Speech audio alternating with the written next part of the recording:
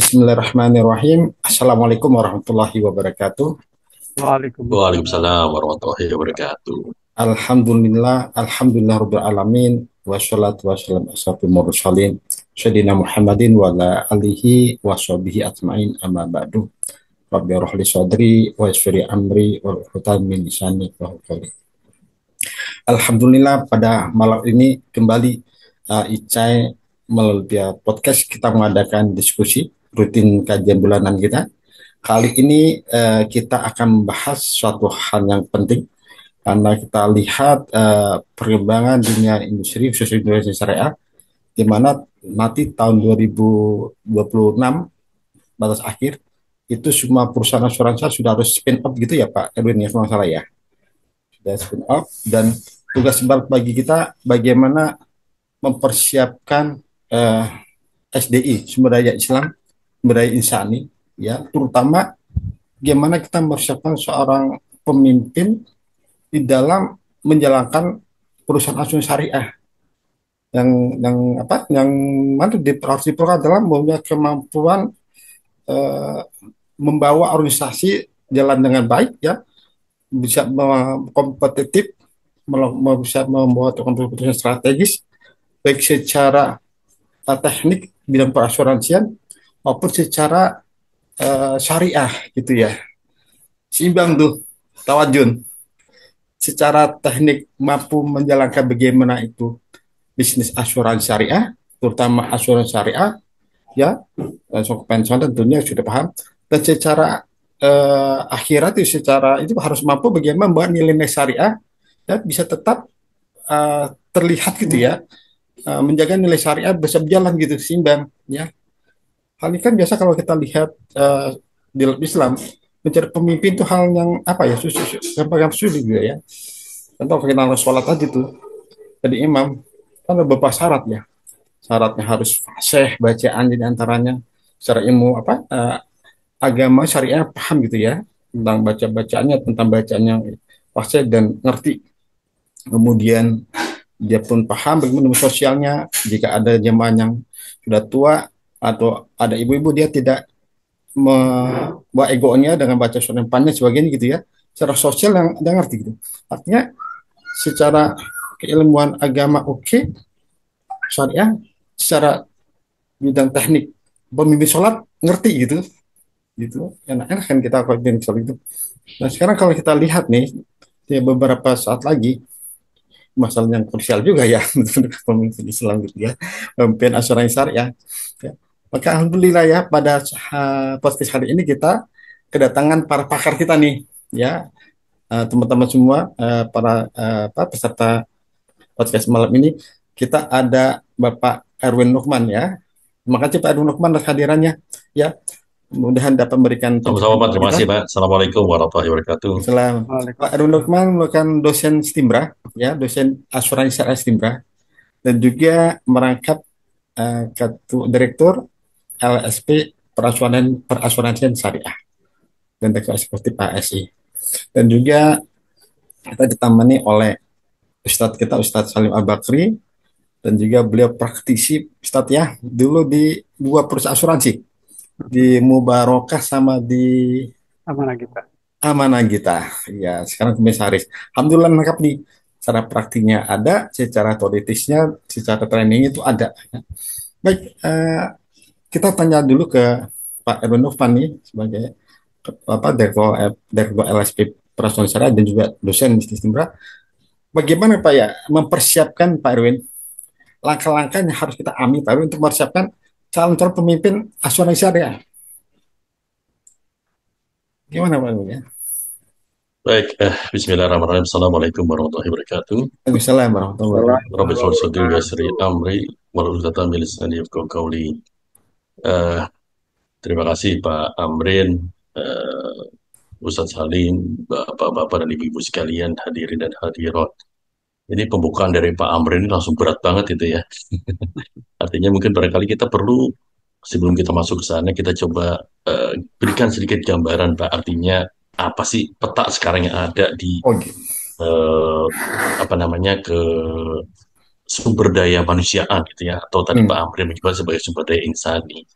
Ini kan eh, peraturan yang ada saat ini boleh dikatakan sebagai game changer, Pak. Ini merubah eh, apa ibaratnya ya, yang dulu mungkin dianggap biasa, ya mungkin kalau nice to have gitu ya, pengembangan pendidikan dan segala macam. Tetapi dengan adanya ketentuan-ketentuan baru, ini mungkin akan berubah peta gitu ya. Kalau boleh, saya coba sedikit sharing dulu nih Pak Amrin sebelum kita masuk ke pertanyaan-pertanyaan yang disampaikan oleh Pak Amrin. Boleh Pak Amrin? Boleh? Saya share dulu ya. Ini biar ada sedikit gambaran dulu bagi para peserta. Sudah terlihat belum Pak? Sudah. Baik, sembari ini saya izin ya Pak supaya saya stop video saya dulu karena kelihatannya jaringannya agak berat ya. Oke, baik. Eh, Kalau kita lihat, ini kan perusahaan itu tentu punya tujuan usaha ya Pak. Mau ngapain sih atau kemana gitu ya. Baik itu kita bicara asuransi syariah itu berarti ada yang perusahaan beroperasi secara penuh atau full fledged ataupun yang bentuknya masih unit syariah. Artinya kita meyakini bahwa ketika entitas didirikan, saya yakin di anggaran dasar masing-masing itu adalah tujuan jangka panjang. Tidak ada yang mendirikan perusahaan itu hanya untuk 1 tahun, 5 tahun, 10 tahun dan seterusnya. Pasti adalah ibaratnya everlasting gitu ya sesungguhnya. Nah, di antara itu semua, di antara tujuannya itu tentu ada 3 elemen lah saya sebut ya. Yang pertama input, kemudian yang kedua proses, yang kedua adalah hasil atau output. Input itu sendiri ada beberapa macam ya Pak, termasuk Pak Amri tadi sampaikan. Salah satunya adalah sumber daya insani. Yang lain-lain mungkin kita coba dibahas di tempat yang lain dan waktu yang lain. Nah, sumber daya insani ini merupakan salah satu, kalau bukan yang terpenting ya Pak, input ya, yang bisa menjadi pengendali atau apa istilahnya yang melakukan langkah-langkah berikutnya, ya bisa menjalankan proses dan output. Walaupun saat ini kita ada tanda petik yang saya sebut sebagai bantuan dari artificial intelligence, namun bagaimanapun juga tetap yang bisa melakukan controlling, yang bisa melakukan pengawasan dan pengelolaan dan seterusnya itu tetap adalah manusia. Ya, manusia punya akal, punya rasa dan seterusnya. Kemudian ujungnya adalah output. Nah, kita bicara di sini berarti adalah jasa ya, atau produk asuransi syariah. Nah, kalau kita kaitkan dengan karena tadi kita bicara tujuan perusahaan, berikutnya kita bicara juga ada tujuan dari syariah atau kalau bahasa ini makosid syariah. Bagi beberapa orang yang mungkin umum dan awam kok kesannya mungkin ya Pak Salim bisa mengkonfirmasi juga nih kesannya makosid syariah serem banget gitu ya. Serem banget itu judulnya. Padahal sebenarnya makosid syariah itu kan adalah tujuan dari keberadaan atau kesariaan kita. Nah, kalau Islam itu berarti bicara tentang akidah, lalu ada syariat dan akhlak, di atasnya ada tauhid, khalifah dan seterusnya. Ini tadi Pak Amrin juga menyampaikan bahwa untuk menjadi seorang imam itu ya perlu keilmuan. Nah, selain keilmuan juga ada punya ilmu tinggi, bisa baca 1 juz, tapi ternyata di belakang makmumnya itu adalah ibu-ibu, mohon maaf, nenek-nenek tua. Ya, tidak salah ketika diganti ya keilmuannya itu dengan ya ibaratnya surat-surat pendek. Ya kalau bahasa bahasa umumnya disebut sebagai kulhu gitu ya, kulhu gitu ya.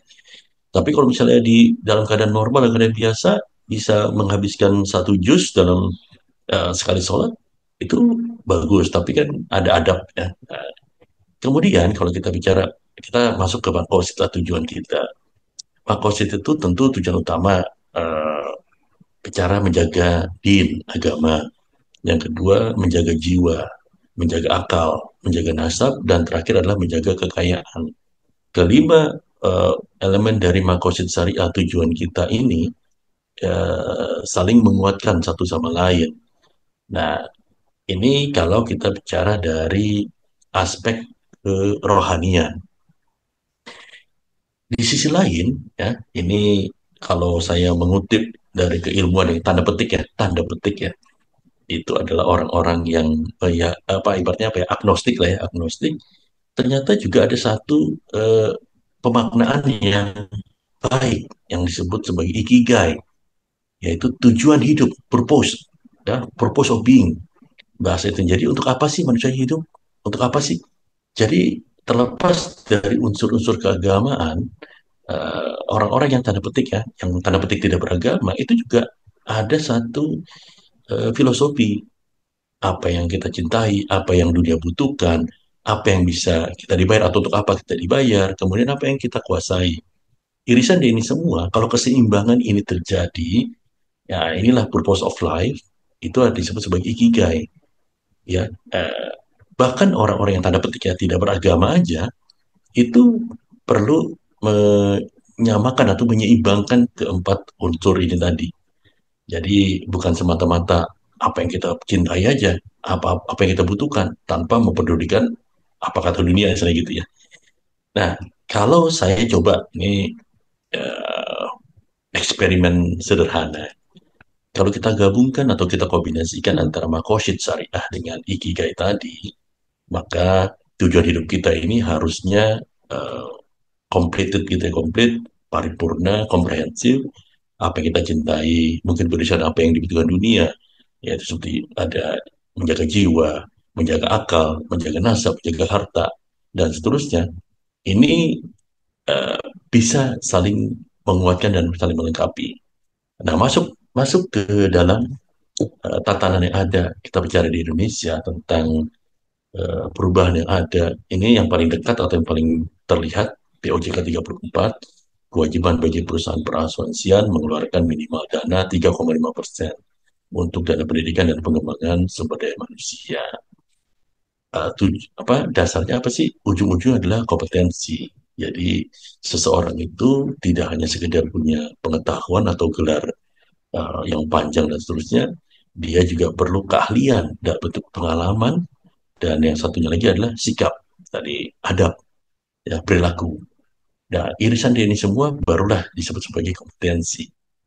Elemen-elemen kompetensi ini wajib dimiliki sehingga kembali beririsan. Tidak bisa seseorang itu hanya punya sikap yang baik, ya, niatnya mau bergabung di syariah, tapi tidak punya pengetahuan, tidak punya keahlian, dan sebaliknya keahliannya tinggi tetapi tidak punya pengetahuan, dan seterusnya dan seterusnya. Kembali apa yang terjadi saat ini, Undang-Undang PPSK, Undang-Undang Perasuransian, Undang-Undang Ketenagakerjaan itu sudah mengatur, ya, diturunkan lagi POJK, SEOJK, peraturan BNSP, dan juga ada fatwa dari Dewan Syariah Nasional. Ini tadi kompetensi, itu menjadi yang faktor menjadi, kalau saya menyebutnya sebagai rezim sertifikasi gitu ya. Maka untuk memenuhi atau memastikan kompetensi itu, setiap orang itu perlu melakukan perlu mengikuti pelatihan berbasis kompetensi. Siapa yang bisa menyelenggarakannya adalah lembaga atau LPK, lembaga pendidikan berbasis kompetensi. Disinilah baru ada atau bisa diuji sertifikasi kompetensi kerja. Siapa yang bisa menyelenggarakannya?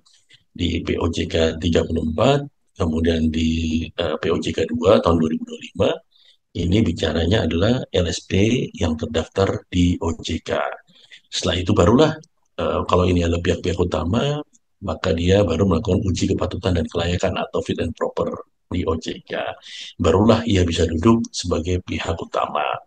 Jadi kalau kembali eh, ke pertanyaan atau pembuka tadi dari Pak Amrin, ya, kita lihat dulu nih Pak, ya, sah, apa artinya supaya gambaran yang lebih menyeluruh dari kondisi yang ada saat ini bisa kita pahami dulu sebelum kita masuk ke mungkin pertanyaan-pertanyaan yang mungkin akan dilontarkan dari Bapak dan Ibu sekalian, termasuk juga dari Pak Amrin selaku moderator, atau mungkin tanggapan dari Pak Salim sebagai eh, apa ya CEO, DPS, atau mungkin komisaris juga, bahkan owner kali ya, owner lagi ya, owner lagi.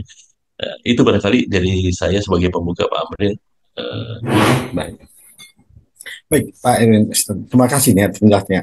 Makos dan ikigai itu luar biasa sehingga kita bisa bagaimana menciptakan keinginan apa seorang pemimpin di asuransi syariah. Kalau menurut pandangan Ustaz Salim bagaimana Ustaz? Ya, Pak Ustaz. Baik, Bismillahirrahmanirrahim. Assalamualaikum warahmatullahi wabarakatuh. Waalaikumsalam warahmatullahi wabarakatuh. Alhamdulillah, Waalaikumsalam warahmatullahi wabarakatuh. alhamdulillah. wa ala alihi wa sahbihi wa mawala wa la hawla wa la quwata illa billah. Terima kasih Pak Amrin dan juga ini suhu ini Pak Erwin Lukman ini suhu nih ya di dalam masalah syariah. Bahkan beliau itu eh, apa ya direktur eksekutifnya Asosiasi Asuransi Syariah Indonesia gitu. Di samping sebagai dosen STIMRA ya, beliau sudah sangat lama dan dia punya pengalaman yang luar biasa. Apa yang disampaikan tadi oleh Pak Erwin, saya pikir itu sudah sangat lengkap ya sebagai satu pengantar diskusi kita pada malam hari ini. Kalau saya lebih ke arah yang praktis saja, yaitu sebagaimana yang tadi telah disampaikan oleh Pak Erwin ya, bahwasanya di dalam kita mempersiapkan ya dalam POJK yang tadi telah disampaikan ya, POJK yang terakhir ya, terutama yang berkaitan dengan masalah penyisihan dana 3,5% ya Pak Erwin ya, POJK 34, kemudian juga tentang yang terakhir tentang spin-off ya, bagaimana kita mempersiapkan perusahaan-perusahaan asuransi syariah ini menjadi full-fledged ya. Kelihatannya pemerintah punya keinginan apa ya asuransi syariah ini akan menjadi perusahaan asuransi yang kuat gitu sehingga ada suntikan dana yang cukup besar ya, minimal 500 miliar ya Pak Erwin ya. Nah, jadi tidak banyak juga nih perusahaan asuransi yang kelihatannya sanggup lah ya. Namun demikian, alhamdulillah kita sudah melihat ada beberapa yang siap gitu ya. Dan tentunya membutuhkan tadi SDI ya, sumber daya insani ya. Kita tidak menyebutnya SDM ya. Sumber daya insani yang tentunya harus mempunyai kompetensi yang tadi telah digambarkan oleh Pak Erwin. Kompetensi itu adalah ya knowledge gitu ya. Apakah bentuknya gelar yang panjang, mungkin kartu namanya nggak cukup gitu ya untuk menampung gelar. Ya, kemudian juga skill ya. Skill ini memang merupakan output dari pengalaman ya, dan juga attitude yang tadi disampaikan adab gitu ya. Saya pikir kompetensi ini memang perlu dijabarkan lebih lanjut. Nah, saya hanya ingin memberikan satu point of view atau sudut pandang yang barangkali lebih kepada sosok saja ya, untuk memudahkan kita di dalam melihat siapa yang mempunyai itu semua, kira-kira gitu. Nah, sosok terbaik kita adalah Rasulullah SAW, pasti, gitu ya. Karena Rasulullah SAW adalah uswatun hasanah. Jadi beliau ini paripurna, ya. Mau dilihat dari mana? Sebagai seorang pemimpin, pastilah beliau sebagai pemimpin negara sekalipun itu yang paling baik. Sebagai pedagang, ya tentu ya contoh terbaik adalah Nabi SAW ya dan seterusnya dan seterusnya. Nah, kita lihat sosok Nabi SAW sebagai seorang pemimpin ya, di mana pemimpin tidak hanya sekedar apa ya yang tadi memiliki kompetensi ya, tetapi lebih dari itu sikap yang tadi disebut adab, saya lebih cenderung mengatakan itu akhlak gitu ya, lebih cenderung attitude itu adalah akhlak, di mana akhlak itu adalah motor penggerak dari semua apa-apa yang akan menjadi hasil daripada sebuah karya manusia gitu. Orang boleh saja pandai dengan gelar yang panjang, orang boleh saja punya pengalaman yang cukup lama di bidang asuransi dan lain sebagainya. Tapi kalau akhlaknya, nah ini dia, akhlaknya itu tidak mendukung, maka kita lihat ya orang-orang yang sekarang akhirnya masuk ke pesantren dalam tanda kutip ya, artinya ke pesantren di penjara lah ya, itu orang-orang Kata pandai, Radius ya. itu orang-orang pandai itu orang pandai yang gelarnya panjang, pengalamannya banyak, tidak satupun koruptor yang miskin, kan koruptor tuh orang kaya, orang-orang yang punya jabatan-jabatan, bahkan terakhir kita lihat hakim-hakim yang harusnya menetapkan yang salah dan yang benar, atau orang mengatakan wakil Tuhan di muka bumi, justru dia yang melakukan ya kejahatan-kejahatan. Jadi akhlak menurut hemat saya yang utama akhlak. Dan kita bagaimana melihat akhlak Nabi Sallallahu Alaihi Wasallam dan para sahabatnya tentu. Ini adalah merupakan figur. Jadi kita tidak perlu ya apa ya istilahnya eh, apa ya teori itu bagus sekali ya. Tetapi kita kan perlu ada figurisasi, siapa figurnya sih gitu kan, apakah salah seorang dari direksi-direksi komisaris-komisaris perusahaan yang sekarang bisa dijadikan figur, mungkin saja, mungkin saja, tapi saya yakin bukan yang terbaik. Ya, kalau yang terbaik tentu adalah manusia pilihan, dan itu adalah Nabi SAW bersama para sahabatnya. Atau orang menyebut juga generasi terbaik umat ini. Siapa mereka? Salafus saleh. Sudah terbukti, ya sudah terbukti. Kejayaan Islam itu 2/3 dunia dikuasai, dalam tanda kutip, bukan dikuasai penjajahan, bukan ya. Dikuasai peradabannya itu oleh Islam zaman mereka. Zaman 3 generasi terbaik itu. Jadi kita tidak perlu jauh-jauh, kita coba menggali. Nah, salah satunya yang ingin saya sampaikan di sini adalah siapa sosok itu. Di samping Nabi SAW yang sudah paripurna, sekarang yang di bawah Nabi lah. Ya, sahabat. Sahabat siapa? Ya, seorang pemimpin ya yang saya ingin menyampaikan di sini Abdurrahman bin Auf misalnya. Abdurrahman bin Auf itu sosok yang sudah kita tinggal ngejiplak aja gitu. Ya. Dia orang kaya raya di Mekah, tapi karena keimanannya yang tinggi, maka saat dia berhijrah tidak membawa apa-apa. Ya, tidak membawa sebanyak harta yang telah dikumpulkannya. Dia lebih mempertahankan nilai yang lebih daripada harta, yaitu dinul Islam sebagai salah satu maqasidul syar'i tadi ya. Ya, maqasidul syar'i yang pertama kan menjaga dinul Islam, din, agama. Nah, itu bagaimana pengorbanannya? Sampai di Madinah beliau ya hanya ingin ditunjukkan pasar, dan disitulah ya kita nampak gitu ya bagaimana sebagai seorang pemimpin perusahaan, seorang pedagang, ya, sebagai seorang yang mempunyai jiwa wirausaha yang tinggi, karena seorang pemimpin perusahaan harus mempunyai jiwa wirausaha yang tinggi, kalau enggak, ya dia akan ya sekedar menjadi amtenar, gitu ya. Amtenar tuh makan gaji doang, gitu kan. Tidak mempunyai kreativitas dan inovasi yang tinggi untuk membesarkan perusahaan. Orang yang mempunyai jiwa-jiwa yang entrepreneurship-nya tinggi, yaitu sebetulnya pedagang. Nah, dia menjadi pemimpin perusahaan, dia akan bisa memajukan perusahaan sebagaimana kalau dia sebagai seorang pedagang. Nah, bagaimana Abdurrahman bin Auf itu ya? Nah, saya ada cukup panjang, tapi saya hanya ingin menggambarkan, mungkin Pak Erwin juga sudah memahami dan Pak Amrin juga, tapi pada kesempatan ini saya hanya ingin melengkapi apa yang disampaikan Pak Erwin tadi sebagai satu apa contoh idealnya lah, langsung saja siapa sih yang mau kita jiplak gitu ya. Nah, Abdurrahman bin Auf ini seorang yang luar biasa ya, mempunyai satu tingkat, dan dia salah satu sahabat Nabi dari 10 sahabat yang dijamin masuk surga ya. Dia orang yang sangat amat kaya, amat sangat soleh, dan masuk surga. Itu yang utamanya tuh. Ya, boleh aja orang kaya, tapi kalau tidak ada jaminan masuk surga, ya bukan sukses itu. Fakad faz fahuman azim. Maka orang yang sukses itu adalah orang yang masuk surga gitu. Ya, itu yang dalam Al-Quran ya. Ya, di dalam surat itu ya, Al-Ahzab itu. Nah, kemudian di sini bagaimana Abdurrahman bin Auf? Ya, paling tidak di sini ada 7 ya. 7 karakter.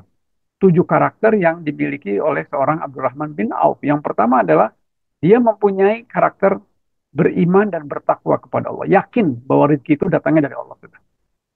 Dan dia untuk mendapatkan rezeki dan jalan keluar terhadap apapun, pemimpin itu pasti menghadapi masalah, Pak Amrin kan?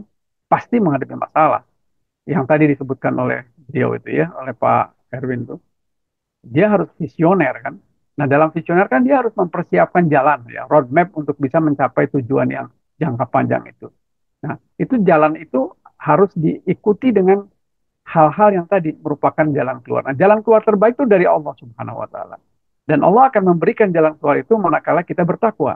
Wa may yattaqillah yaj'al lahu makhraja, dan akan diberikan bonus rezeki yang besar, wa yarzuqhu min haitsu la yahtasib. Surat 65 ayat 2.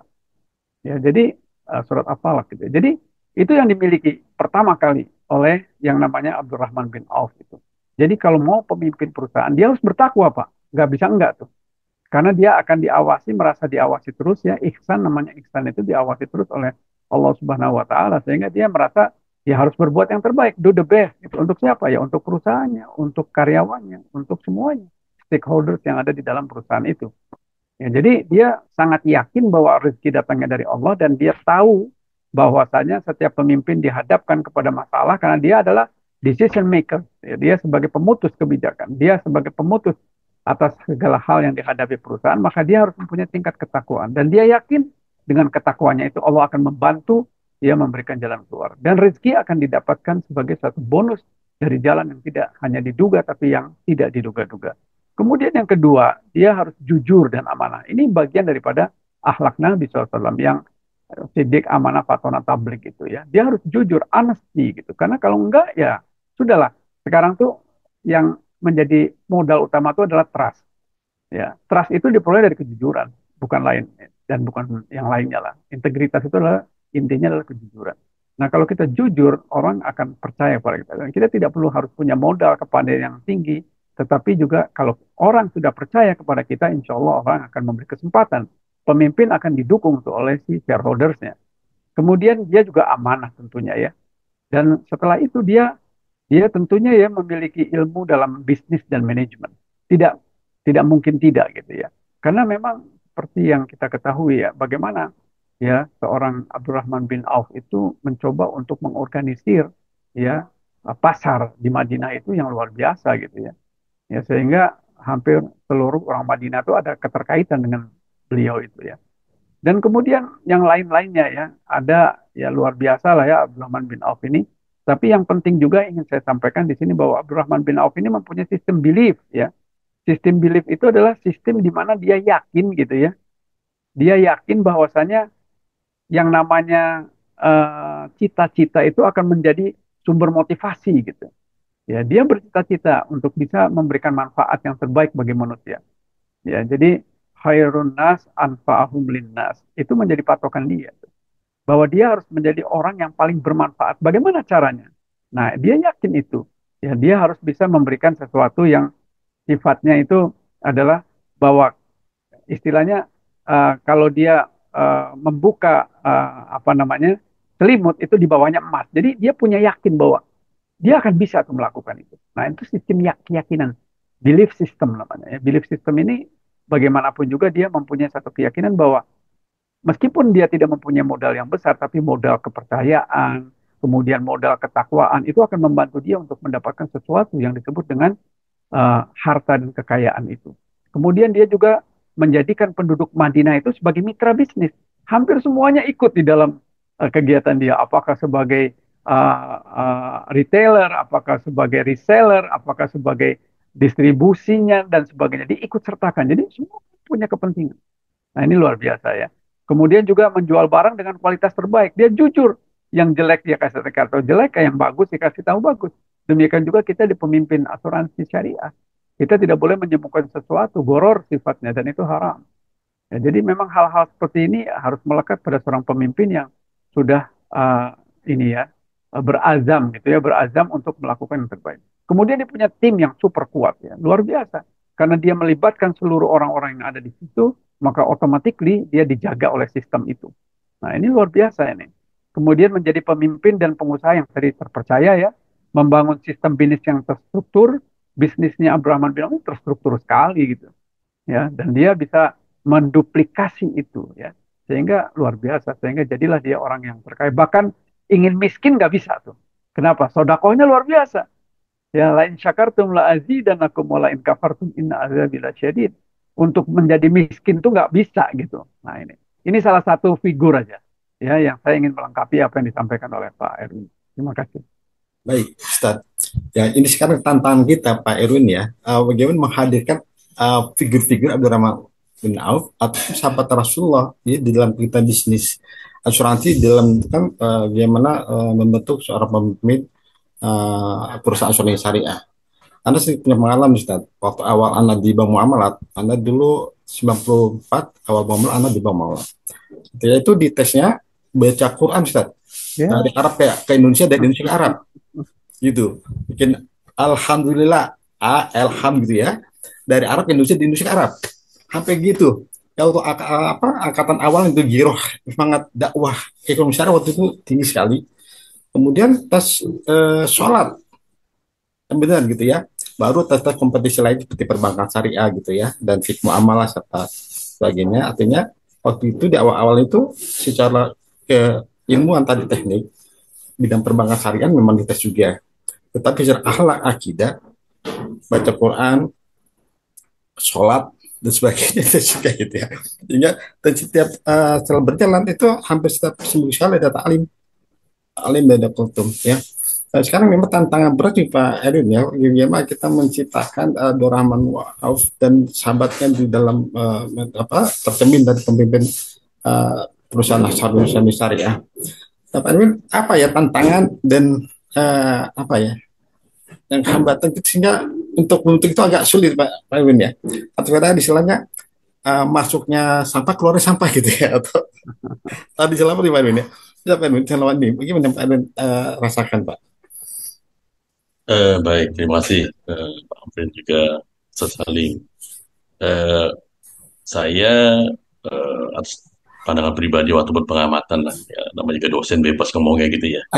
Artinya, artinya kalau kalau kita bicara apa namanya, bukan menjudge atau memberikan judgment terhadap eh, rekan-rekan para pelaku usaha, tetapi kalau atas pandangan saya pribadi, saya melihat bahwa memang apa yang tadi Pak Amri sampaikan, bahwa garbage in, garbage out, atau mungkin ada istilah bahasa Inggrisnya itu you pay monkey, sorry, you pay peanut, you get monkey gitu ya.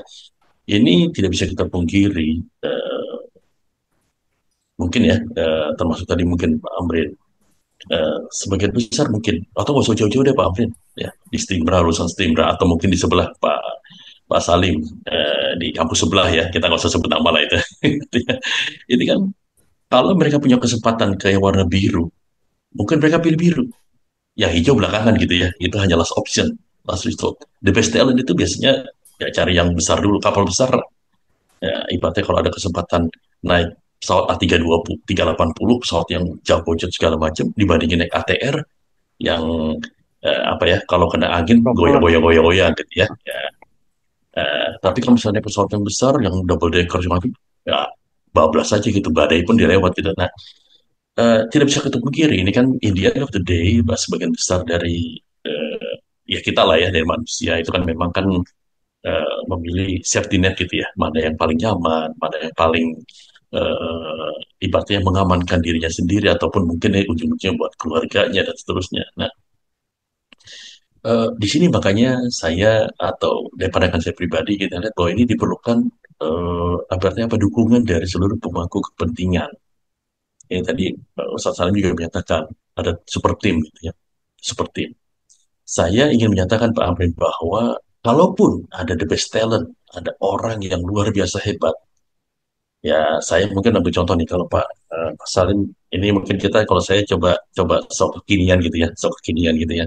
Silakan. Eh, Seorang pemain sepak bola sehebat apapun, ya mungkin bisa cetak satu gol, dua gol, hat trick. Tapi sehebat-hebatnya dia, paling dia hanya bisa memenangkan satu pertandingan. Tetapi untuk memenangkan sebuah kompetisi yang panjang, yang melelahkan, setahun perputarannya, nggak bisa sendirian. It takes the whole team. Ya, artinya kalau main bola berarti 11 orang minimal. Termasuk cadangan, termasuk pemain pengganti, ya lapis kedua dan ketiga dan seterusnya. Itu cukup nggak juga? Tadi ada strategi, perlu pelatih yang hebat, perlu apa? Bahkan termasuk sampai ke pemiliknya. Nah, kalau pemiliknya sendiri, misalkan ya, ini kembali kita bicara sepak bola dulu deh, sepak bola dulu misalnya, gitu ya. Eh, Ketika ada orang punya uang, tapi nggak ngerti bola, susah Pak. Ya, kalau nggak ada passionnya di situ, susah. Saya coba kaitkan dengan bicara di asuransi syariah. Ketika cuma punya uang, 500 miliar bukan angka yang kecil, tapi begitu dia punya uang, adalah coba mainin di sana. Tapi tidak ada rasa, tidak ada passion, tidak ada keterikatan sama sekali, ya ujungnya akan beda. Nah, kembali ke tadi, eh, untuk memenangkan suatu kompetisi yang panjang, ini kan butuh seluruh gitu ya. Nah, termasuk ini kalau kita lihat ada tim yang baru juara kemarin ya Pak Amrin ya. Itu salah satu faktor pendukung yang bisa membuat tim itu juara adalah pemain ke-12 ya, pendukungnya, supporternya, bukan penggemar, supporter ya. Beberapa dekade kuasa gelar, tapi pendukungnya tetap support terus, support terus, support. Ada, kalau zaman sekarang disebut sebagai support support system gitu ya. Jadi kadang-kadang juga di dalam satu industri ini juga dibutuhkan satu support system. kita beruntung, kita punya regulator, OJK mengeluarkan peraturan-peraturan yang juga mendukung. Kita juga punya Dewan Syariah Nasional yang mendukung dengan fatwa-fatwanya. Ini sebenarnya kan suatu sebuah support system yang saling saling menguatkan. Jadi kembali, kalau tadi Pak Amri menyatakan bahwa apa sih kita butuhkan, ini sebenarnya suatu bukan bukan apa ya, ibaratnya ini sebuah suatu holistik, harusnya pendekatan holistik. Kalau cuma dari satu sisi, kalau perusahaan doang mungkin juga agak berat. Eh, Apakah dari pemegang saham berat juga. Jadi kelihatannya semua perlu keterlibatan dan perlu dilibatkan. Nah, tadi Pak Ustadz Salim juga kita mengutip apa yang dilakukan oleh sahabat Nabi Abdurrahman bin Auf. Ini kan jadi semacam ada keterikatan, kepemilikan lah yang dirasa kepemilikan. Apa ibaratnya kayak usaha bersama. Jadi kalau ini rugi, ini rugi semua loh. Ini sebenarnya konsep dasar yang kelihatannya sudah, tolong saya dikoreksi kalau saya salah Ustaz Salim, kelihatannya luntur. Pemegang polis itu kan sebenarnya peserta, itu sebenarnya tanda petik pemilik dari data baru di perusahaan, di industri asuransi syariah. Ya kalau di sisi kanan kita sebut sebagai mutual lah ya, mutual. Ini kan sama seperti koperasi, di mana kalau terjadi apa-apa, kalau usahanya untung, ya balik lagi dalam sisa hasil usaha. Kalau Ya, rugi, mereka kan jadi defisit, mereka harus chip in lagi, harus apa? Baik, wah, malah hilang. terus sebentar nanti. Kita Ustaz Salim, kita lanjutkan. lanjutkan aja ya. Ya, tadi seperti kan ada super tim, Ustaz ya. Atau super tim di situ kan ada beberapa semua unsur terlibat ya, dari unsur pemilik perusahaan, owner, dari unsur pemegang pemegang polis asuransi, dari unsur pelaku usaha, para direksi sebagainya. Tanpa pemerintah mau dari apa, dari regulasinya, dari agama, oleh fatwa-fatwanya ya, sehingga itu kalau itu berjalan kompak maka asuransi syariah akan berjalan dengan baik dan benar gitu ya Ustaz. Ustaz, tentang apa Ustaz yang paling terbesar sekarang ya, untuk pemimpin syariah itu agar semuanya itu bisa berjalan ya, bisa baik dan lancar jalan urusan syariah Ustaz. Betul, Ustaz. Iya, tadi sudah disampaikan meskipun terputus, saya melanjutkan aja apa yang disampaikan oleh Pak Erwin ya. Benar itu. Jadi apa yang sebenarnya itu akar budaya bangsa ini itu bagus sudah. Yang namanya gotong royong ya, yang namanya paguyuban itu akar daripada super tim yang bisa menjadi seperti itu. Karena apa?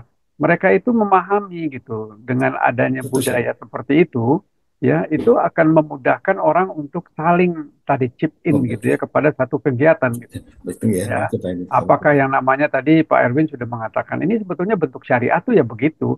Dia itu adalah dana tabarruk, itu kan dana kebaikan, dana yang disertakan ya oleh para peserta itu untuk apa? Untuk menjadi milik bersama kan gitu. Dana hibah yang tidak boleh diambil.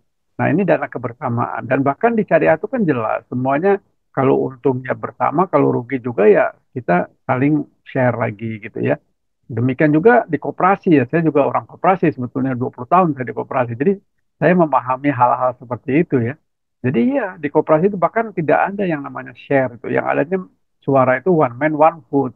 Ini lebih fair lagi gitu. Ya, jadi demokrasi yang dalam pengertian yang sehat gitu ya. Nah, tadi Pak Erwin juga menyatakan bahwasannya ya harusnya ya tadi untuk menjadikan super tim itu ya harus ada keterikatan. Nah, keterikatan ini adalah bagaimana membantu ya agar perusahaan itu ya menjadi sesuatu yang sifatnya kuat karena ada inklusi ya. Kalau di dalam manajemen risiko ada namanya inklusi atau inklusif lah. Demikian juga di OJK kan inklusif itu kan keterlibatan stakeholders gitu. Nah, bagaimana stakeholder ini terlibat untuk saling melengkapi kekuatan sehingga syariah ini menjadi kuat. OJK-nya harus bisa memberikan literasi dan edukasi. Demikian juga industri harus menyiapkan dana kan. Ada yang tadi disisihkan 3,5% untuk pendidikan misalnya. Nah, itu juga demikian juga untuk ya teman-teman yang katanya sebagai pegiat syariah kan itu juga harus terlibat itu. Semua kita harus menjadi satu bagian yang utuh. Nabi kan mengatakan ya bahwasanya kita ini satu tubuh kan gitu. Jadi harusnya sih saling menguatkan tuh satu bangunan gitu. Di mana di dalamnya semua kita masing-masing punya peran kan untuk membesarkan. Nah ini Pak Erwin udah kembali nih. Silakan Pak Erwin. Tadi saya mengisi kekosongan Pak Erwin. Kamu baru silakan. Pak, ini saya coba off cam dulu ya Pak. Kelihatannya nggak Ya tahu silakan tiba-tiba Pak Erwin. modem saya ini dan Oke. sinyal juga nggak stabil. Ya. Eh, apa ya, kembali tadi bahwa terima kasih nih Ustadz Salim. Jadi memang betul bahwa kita semua itu ada kebenaran kita itu sebenarnya untuk memberikan manfaat bagi yang lain dan utamanya adalah saling menguatkan. Satu sama lain itu harus saling menguatkan. Kalau tadi karena tadi Pak Amrin pertanyaannya adalah bagaimana menyiapkannya, ini semua pihak harus terlibat dan harus dilibatkan. Hmm. Kalau ini PR bersama sebenarnya saya PR bersama. Saat ini kalau kita bisa bicara atau kita sampaikan bahwa eh, boleh dikatakan lah ini kita bicara asuransi syariah itu minim sekali orang memahaminya. Eh, Artinya tak kenal maka tak sayang gitu ya, tak kenal Ya, maka tak aruf gitu kalau ininya. Kalau ya. misalnya untuk bisa memperkenalkan asuransi syariah ini kan juga tidak mudah dan apa ya perlu tantangannya luar biasa. Nah, ketika kita sampai ke sana, ini kan lalu yang gak enaknya kan gini nih, di lapangan itu kan lempar-lemparan. Ini tugas siapa nih? Mungkin tugasnya dosen, atau mungkin tugas kampus, atau mungkin tugas ulama, atau mungkin tugas pelaku usaha, atau mungkin tugas asosiasi, atau mungkin tugas siapapun lah, pemasaran, agen, dan seterusnya. Eh, Kelihatannya mungkin ya satu titik ini kan asuransi syariah di Indonesia ini kan sebenarnya kan sudah boleh dikatakan 40 tahun ada di Indonesia gitu ya. Hampir 40 tahun lah. Berapa sih sekarang berarti 30 kan 8, 94, sorry 30 tahun, 30 tahun ada di Indonesia dan terkesan dan mengesankan gitu-gitu aja. Jadi kalau memang eh, katakanlah industri yang kalau bahasa ininya ya apa namanya yang menarik gitu ya, atraktif itu kan berarti harus ada satu nilai lebih yang kelihatannya belum terlihat. Sebagian besar dari eh, kita, termasuk mungkin saya dulu mantan pelaku juga, kelihatannya kita masih mengedepankan apa ibaratnya eh, apa namanya pricing strategi lah, utamanya pricing. Padahal seharusnya kalau kita masuk ke satu value, orang mungkin kalau value itu mungkin orang nggak peduli harga berapapun. Ya, itu kita baru kebongkar kan harga tas yang harganya ratusan juta ternyata harga pokoknya cuma puluhan juta. Tapi tetap orang akan mencari yang ratusan juta karena ada value di situ. Ya, ibaratnya brand gitu ya. Nah, ini eh, kalau dari kacamata saya pribadi, ya melihatnya ini eh, semacam kayak apa ya sebetulnya kalau apa benang kusut ya kalau bahasa Indonesia benang kusut gitu ya. Tapi siapa? Kalau tidak dimulai nggak bakal selesai-selesai. Jadi kelihatannya yang paling dekat lah, yang paling dekat mungkin kita mulai dari kita sendiri. Ketika siapapun yang mendapatkan amanah untuk eh, duduk dan terlibat di dalam industri asuransi syariah, mau jadi pemimpin, menjadi makmum, ini masing-masing kan harus punya keilmuan. Jadi makmum kan juga lebih besar, lebih sulit ya, Ustaz Salim ya. Ya. Ketika dia makmum, dia nggak ngerti, imamnya salah baca, dia diem aja. Nah, ini kan juga sama. Justru harusnya setara dan sejajar akhirnya gitu. Makmum pun juga jangan, wah ini kenapa kenapa imamnya ibaratnya udah bacanya salah, ya ya diem-diem aja tuh gimana dan seterusnya. Tapi intinya atau misalnya ini kemarin waktu di halal bihalal dai juga Dewan Asas Indonesia disampaikan jangan sampai misalkan makmum ini apa imamnya apa ditepok dari belakang marah gitu lu ngapain nepok gua gitu sih gitu sambil bercanda kita itu gitu ya kalau nggak ngerti ilmu kan susah jadi kelihatannya siapapun yang terlibat dari level apapun suka tidak suka mau tidak mau ya kita mesti duduk kembali mungkin nomor satu itu adalah mengenai pengetahuan dulu nah ini salah satunya mungkin melalui ibaratnya apa ya lembaga pendidikan dari sekolah dari kampus mungkin juga dari pengajian nah, itu nomor satu dulu setelah itu berikutnya baru nanti diasah dengan skill pengalaman ya, ujung-ujungnya tadi ya mungkin betul yang Ustadz Salim lebih betul istilahnya lebih lebih pas mungkin akhlak ya ketimbang tadi cuma sekedar adab ataupun attitude gitu ya mungkin nanti ke depan juga di catatan saya nih jadi apa jadi akhlak gitu ya Eh, apa namanya ya mungkin kalau kita tidak mulai-mulai ya mungkin dari awal kita apa pengetahuan dulu mungkin Pak Amrin ya kalau dari kacamata sederhana sih yaitu kembali ke tingkat literasi ya orang tahu dulu lah tahu dulu eh, ini izin Pak Salim Ini kalau kita bicara ke beberapa LK, lembaga dan kementerian, itu buru-buru tahu asuransi syariah, Pak. Ini kan ironis sekali ya, ironis sekali gitu ketika bicara itu apa. Bahkan ada yang menyatakan, emang ada ya asuransi syariah? Aduh, berat amat nih kalau kayak gini.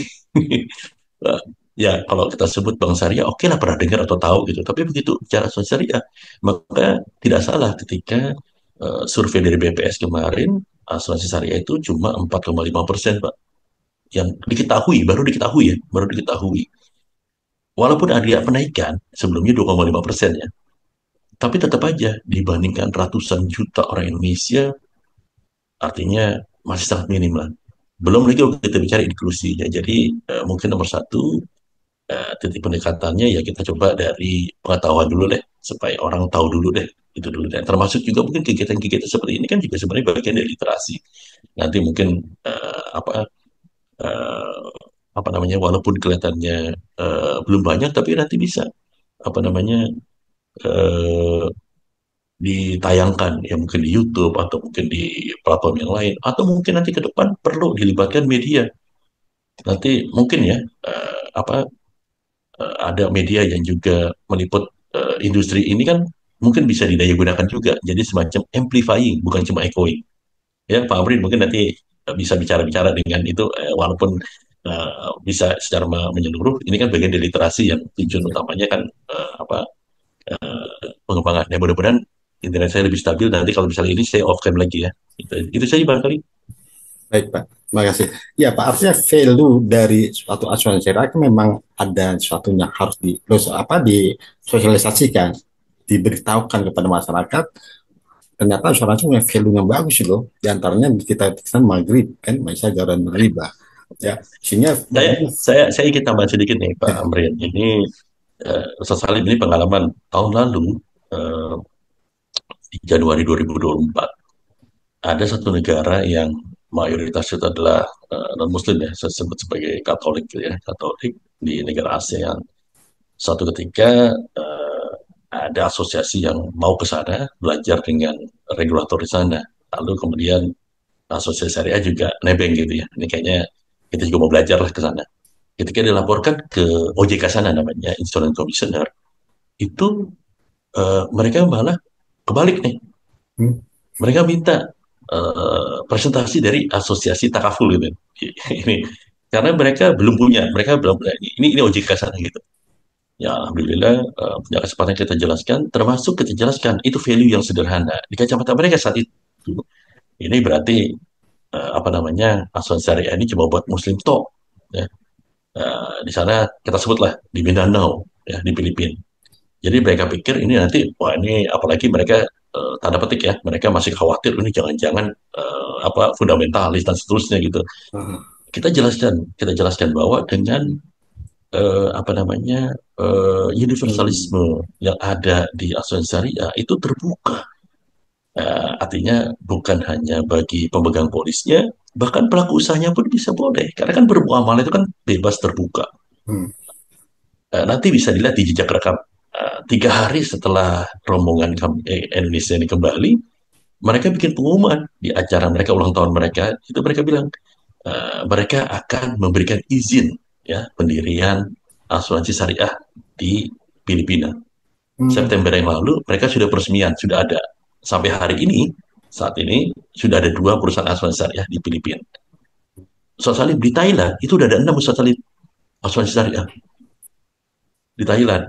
Di hmm, Thailand itu artinya bahkan saya beli bercanda nih ya teman-teman. Ini bercanda serius nih. Artinya bercanda serius ya. Artinya ada yang bilang jangan sampai nanti ya justru orang Indonesia belajar ke Thailand, belajar ke Filipina untuk belajar asuransi syariah.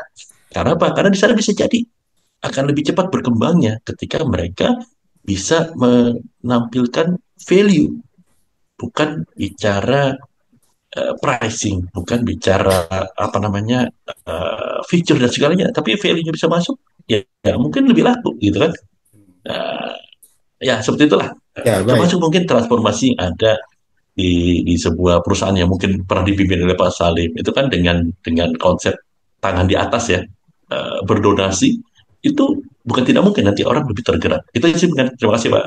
Ya, Artinya bagaimana kita bisa mensosialisasikan value itu ya kepada orang masyarakat Sanfili ternyata bukan fundamentalis gitu kan.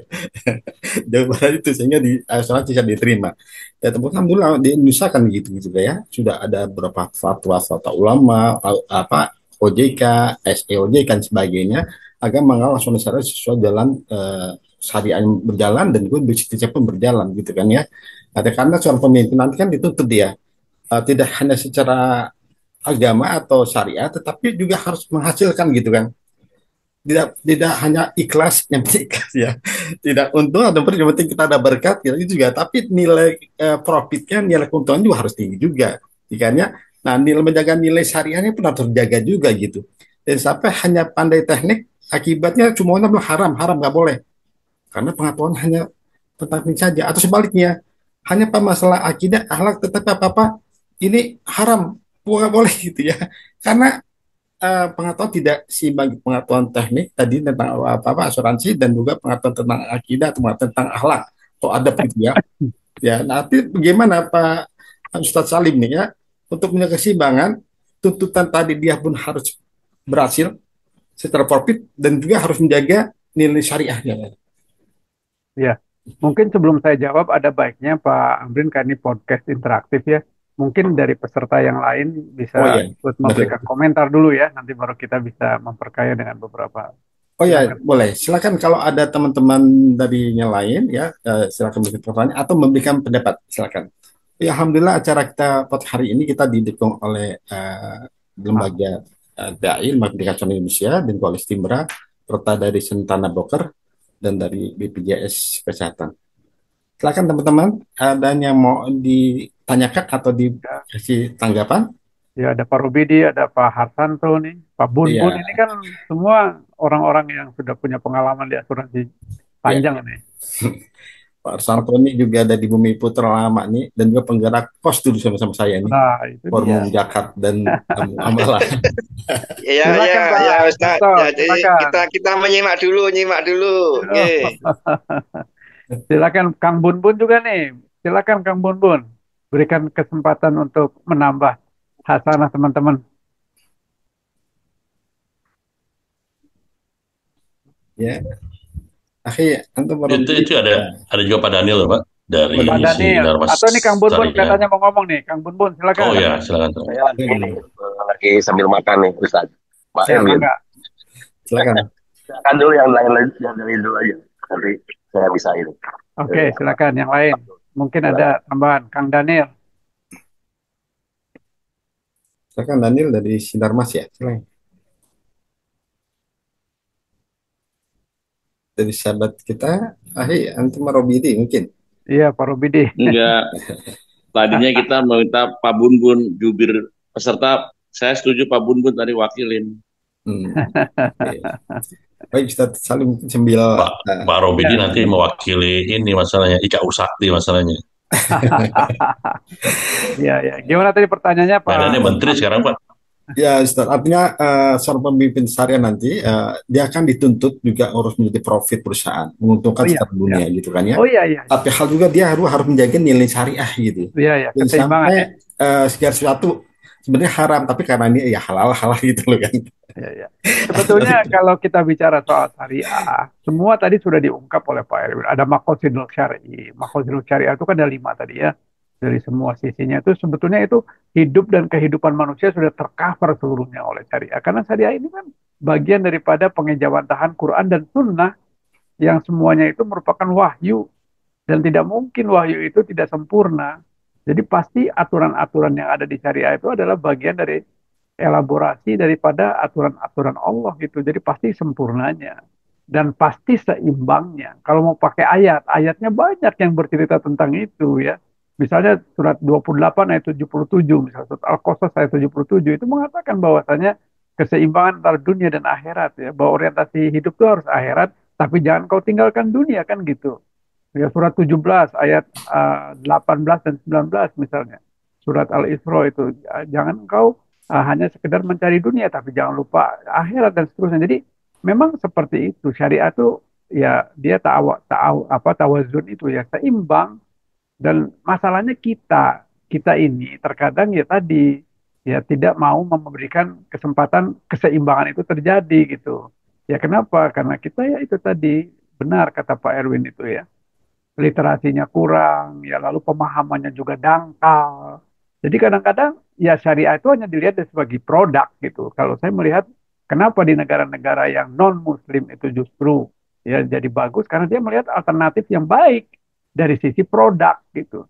Padahal Islam di Indonesia yang katanya 87% itu ya atau 85% sekarang itu harusnya dia yang paling berkepentingan, dialah yang mempunyai nilai-nilai luhur tentang syariah itu dengan Quran dan Sunnahnya. Tapi lagi-lagi tadi literasi kita yang kurang atau memang kepraktisan gitu. Dia tidak mau belajar dan dia tidak mau mengamalkan, dia hanya kepraktisan saja. Dan ini PR kita semua gitu, PR kita semua. Tadi Pak Irwan mengatakan kita hanya di bawah 5% kok. Ya kalau kita bicara market share itu di bawah 5% ya Pak Erwin ya. Daripada yang keseluruhan. Padahal sudah sejak 94 asuransi takaful. Sudah 31 tahun. Masa sih itu aja kan gitu. Aneh gitu kan.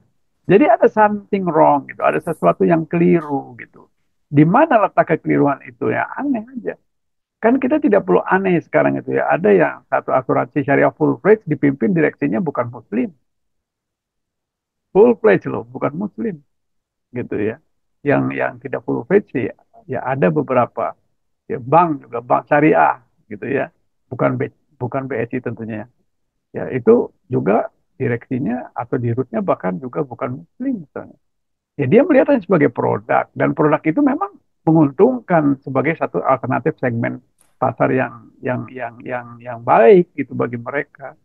Ya, apalagi tadi Pak Erwin bercerita tentang Mindanao, tentang masalah di Filipina yang Katoliknya kuat, kok bisa menerima syariah kan aneh. Orang Indonesia yang harusnya bisa, kok malah nggak bisa kan aneh ini. Ada sesuatu yang keliru di dalam pemikiran kita semua gitu. Apa masalahnya gitu. Nah ini yang harus kita gali bersama ya. Kalau saya melihatnya dari sisi tadi, yang tadilah tentang kompetensi itu pengetahuan nih. Ya literasinya mungkin ya memang masih dangkal gitu. Hanya sekedar ya yang namanya syariah ya sholat, puasa, zakat, kelar. Padahal banyak harta-harta ilmu lain yang ada di dalam Islam itu yang belum digali secara baik. Dan masih, padahal kita punya KNEKS ya. Dulu KNKS, sekarang KNEKS kan ya Pak Erwin ya. Yang ketuanya presiden kan? Ketuanya presiden loh itu. Ya. Ketua hariannya itu kalau nggak salah Menteri Keuangan apa ya.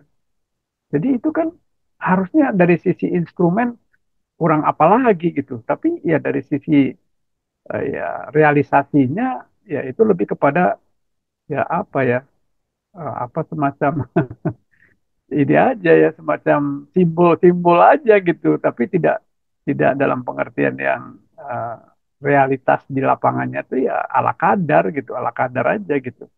Ya, sehingga ya agak ini ya tadi Pak Erwin sendiri kan prihatin katanya LK ya lembaga dan kementerian begitu ditawarin asuransi syariah emang ada sebenarnya itu kan aneh udah itu very very apa ya ya apa yang mau dibilang stupid ya gimana ya saya kan ironis banget gitu masa sih asuransi syariah nggak paham gitu ya jadi ya artinya nggak paham tuh nggak pernah dengar gitu kalau paham sih mungkin belum paham tapi ya paling nggak dengar lah gitu masa nggak dengar kan aneh lah itu nah ini hal-hal yang begini ini tugas ya semua kita lah. Nggak bisa hanya pengajar, nggak bisa hanya pelaku, semua kita harus yang tadi Abdurrahman bin Auf itu mengkaitkan keterkaitan ini inklusif ya dengan semua stakeholders. Caranya gimana? Dia memberi contoh gitu. Contoh. Abdurrahman bin Auf itu tidak banyak teori, banyak contoh aja gitu.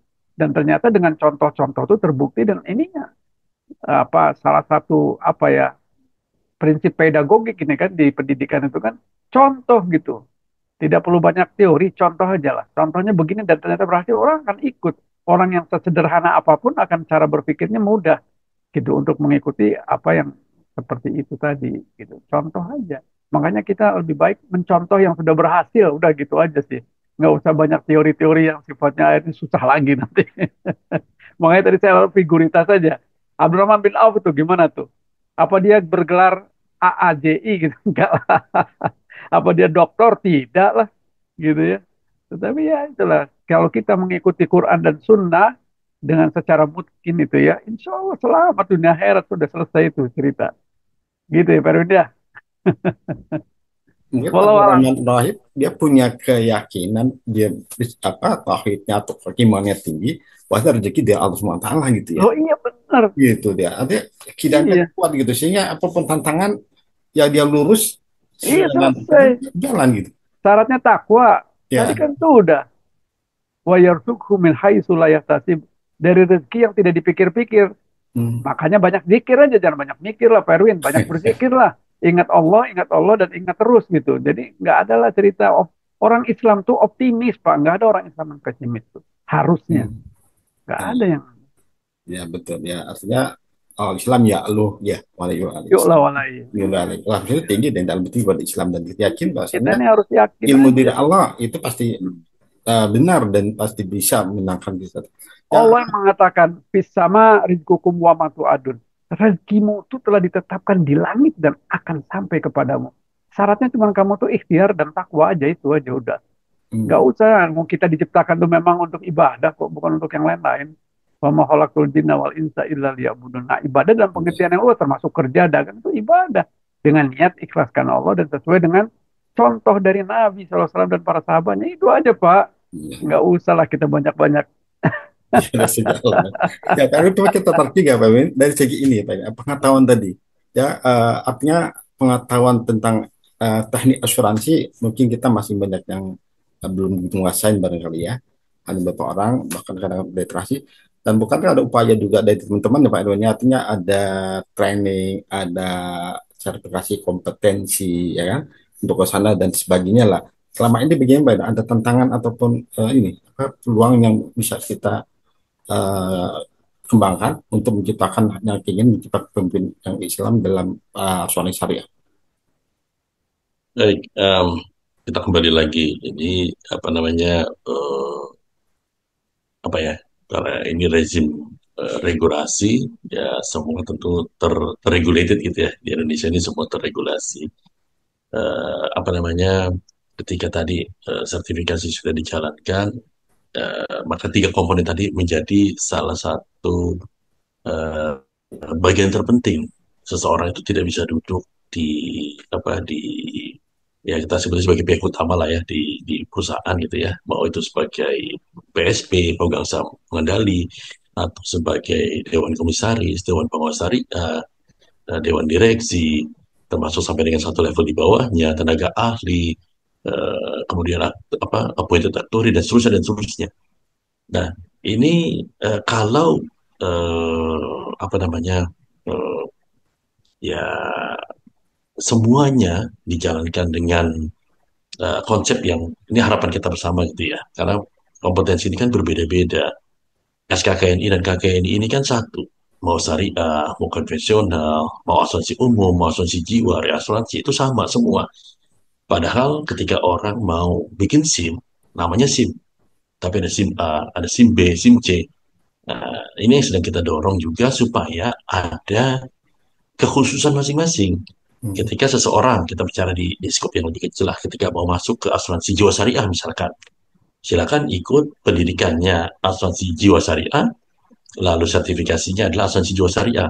Ketika dia nanti, katakanlah dia menjadi komisaris lah, misalkan di perusahaan asuransi umum syariah, ya dia belajar lagi ya asuransi umum syariah seperti apa dan seterusnya dan seterusnya. Artinya ketika orang mau bawa motor ambil SIM C, mau bawa mobil ya ambil lagi SIM A atau mau B ya kalau umum misalnya mau dan seterusnya dan seterusnya. Eh, ini eh, untuk memenuhinya itu maka ada apa namanya uji sertifikasi Pak untuk memastikan seseorang itu sudah memenuhi lah kriteria-kriteria yang sudah ditentukan di dalam SKKNI maupun KKNI. Kalau memang ada kekosongan, ada gap, maka harus diadakan atau harus mengikuti pendidikan pelatihan. Nah, memang diatur lagi, BNSP mengatur bahwa itu harus diadakan oleh LPK. Lalu bagaimana fungsi lembaga pendidikan lainnya? Bisa saja sepanjang memang nanti diakui oleh LSP-nya. Nah, ini kan panjang kali lebar kali tinggi nih Pak Amrin. Jadi kalau orang melihat di satu sisi, wah ini urusannya duit lagi nih kan. Nah, Ini urusan duit lagi nih, dikit-dikit duit nih urusannya gitu. Karena apa? Karena kok apa namanya apa banyak ini ada Pak Komisaris lagi masuk lagi nih. Assalamualaikum malam Pak Rahman. Nah, Pak Rahman. Ya, Eh, ya oke. Para Sambil pencetak sambil ini bagus. sambil ini lagi sambil lanjut berarti artinya eh, ke apa untuk mengisi atau apa ya wajar lah ya dimanapun ada gap lah ada apa namanya eh, sekarang gini deh apa nggak usah jauh-jauh kita bicara syariah nih Ustaz Salim Pak Amrin lulusan-lulusan kampus-kampus asuransi ya seberapa banyak sih yang memegang peranan di perusahaan-perusahaan asuransi yang banyak justru ya yang apa kampus yang judulnya pertanian ini kan ini kan Itu menarik itu gitu ya itu menyinggung saya tuh. Saya dari IPB, Pak. bukan karena anak saya juga IPB Pak itu Iya nggak tapi apa-apa. maksudnya iya ini IPB kan tapi itu artinya IPB itu institut fleksibel banget, Pak. Jadi bisa di fleksibel banget mana-mana. nggak ini kan sebuah tanda petik ada satu yang tadi Pak Salim sampaikan ada yang nggak beres nih. Kenapa lulusan dari saya sebut ya Pak, di sini ada Pak Robidi di STM Trisakti, dulu Pak Salim juga di sana, kemudian dia ada Estimbra, ada Vokasi UI, ada UIN Banten, ada UIN Medan, bahkan UIN Banjarmasin tutup, yang khusus jurusan asuransi syariah. Tetapi ke, penyerapan lulusan-lulusan ini yang benar-benar masuk ke industri asuransi syariah, ya bisa dihitung dengan jari. Ini kan ada yang nggak beres. Sementara orang dari luar industri yang sama sekali mungkin tidak atau belum pernah sama sekali memegang atau mengetahui tentang asuransi, lalu bisa masuk dan seterusnya. Ini kan ada satu gap ya, harusnya siapapun yang masuk ke industri kita, industri apapun ya, industri apapun itu seharusnya dia mempunyai kompetensi tadi. Artinya tadi dia punya pengetahuan mungkin di tempat lain. Skillnya bagaimana? Kalau dia belum teruji, ya mungkin susah. Saya izin mungkin ini informasinya mungkin valid ya, karena kalau saya nggak salah ada sekretaris di sebuah apa namanya kampus sekolah tinggi asuransi punya gelar A2IK nih, Pak Salim nih Pak Robidi, ya termasuk Pak Hamri juga di sana juga gitu ya. Tetapi belum pernah sehari pun duduk di perusahaan asuransi dimanapun. Nah, Nah, ini kan bisa kalau dari begitu sisi jawabnya. dari sisi kompetensi, ketika orang belajar bisa punya gelar. Hmm. Seorang dokter itu bisa menjadi dokter setelah dia melewati sarjana kedokteran dulu, dia ikut koas, praktek, baru dia bisa dianggap sebagai dokter. Inilah yang kita anggap sebagai paripurna. Kita juga tidak mau ada orang dari antah berantah, dia tidak punya pengetahuan, atau dia punya pengetahuan, tetapi belum punya pengalaman sama sekali. Ya, harus Dua ya. diasah dulu, harus diasah dulu. Ya, ya Harus ibaratnya mendapatkan dua magang ya, Pak dulu ya. kayak apa segala macam. Nah, Nah, berikutnya baru ahlak ya. Nah, hmm. ini yang eh, jalan panjang, tetapi kalau tidak kita mulai dan kita tidak lakukan bersama-sama, kayaknya nggak jadi-jadi gitu. Jadi itu aja mungkin dari apa eh, ya mudah-mudahan kita semua diberikan kekuatan kesehatan supaya kalaupun bukan kita ada legacy yang tertinggal ya, ibaratnya masih masih bisa diteruskan oleh yang lain. Tapi kalau kita berhenti di sini, termasuk Ustaz Salim nih, kalau misalkan ya apa ilmunya berhenti ya selesai juga. Kan Ustaz Salim katanya udah nggak mau ngajar asuransi lagi, mau ngajar agama Islam aja katanya gitu ya. Ya kan, Nggak kan, ngajar kan asuransi konven, Pak. Ngajar asuransi oh, syariah. Baik, baik, ya. Ya ini peluang Pak Ustadz Salim. Artinya tadi Pak ini mengatakan eh, apapun sertifikasi kompetensi sesuai dengan bidangnya. C, misalkan C, B, seperti tadi ya. Artinya bagaimana kakak ini menciptakan suatu ciri khas tertentu. Nah di Ansar kadang-kadang kita bicara masalah ini dan ada atau akhlak Ustadz Salim ya. Mungkin perlu juga kali ya dibikin sertifikasi kompetensi adab atau akhlak di Ansar. Bagaimana Ustadz Salim pandangannya? Iya, wallahu alam ya. Saya sih sependapat kita tadi full regulated ya, seperti Pak Erwin katakan. Kita tidak bisa bebas sebebas-bebasnya ya, karena ada regulasi yang membatasi kita. Termasuk tadi ya, LSP itu kan memang ya sekarang diwakili LSP yang namanya kompetensi itu kan dengan sertifikat-sertifikatnya kan. Meskipun tadi tidak tahu juga apakah yang dapat sertifikat itu benar-benar kompeten dan bekerja di industri atau tidak, wallahu alam. Tapi minimal itu adalah bagian dari yang harus dipenuhi sebagai persyaratan dari regulasi kan gitu. Nah, masalahnya yang tadi disampaikan juga oleh Pak Erwin bahwa semua kita ini ya kembalilah kepada ya tujuan syariah gitu. Maqasidun syar'i itu harus difahami sebagai sesuatu yang memang eh, apa ya itulah secara utuh gitu dilihatnya secara utuh gitu loh Pak. Nah, kalau kita mau membesarkan syariah, tentu tidak bisa dipotong-potong gitu.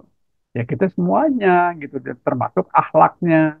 Lalu ada kan LSP yang mengeluarkan sertifikasi akhlak sampai sekarang mah belum ada kan gitu, karena domainnya itu domain mana itu domainnya domain agama kali itu ya, bukan domain profesi kali ya.